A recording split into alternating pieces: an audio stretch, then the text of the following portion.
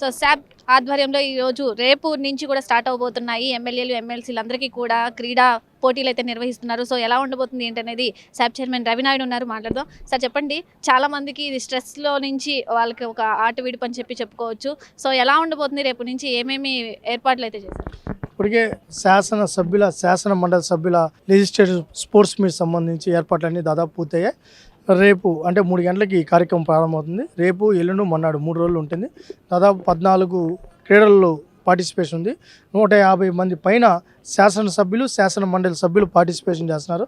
నిజంగానే వాళ్ళకున్న ప్రెజర్కి వాళ్ళు 3 రోజులు ఇక్కడ గడిపితే నిజంగానే ఒక పక్క వాళ్ళు ఎంటర్టైన్ అవుతూనే ఒక మంచి మెసేజ్ కూడా ఇస్తున్నారు. ఎందుకంటే ఈ రాష్ట్రాన్ని క్రీడాంధ్రప్రదేశ్గా మార్చాలని చంద్రబాబు నాయుడు గారు ఏదైతే కలలుకంటున్నారో ఈరోజు, ఎందుకంటే వీళ్ళందరికీ కూడా లక్షలాది మంది వీక్షకులు ఉన్నారు, అదే టైం వీళ్ళ ఫాలోవర్స్ ఉన్నారు, అభిమానులు ఉన్నారు. వీళ్ళందరూ కూడా క్రీడల యొక్క ఆవశ్యకత తెలుసుకునే పరిస్థితి ఉంది.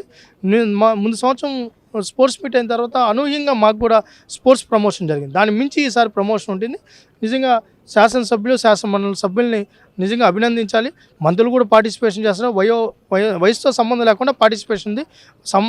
నిజంగానే ఈసారి హైయెస్ట్ పార్టిసిపేషన్ ఉంది.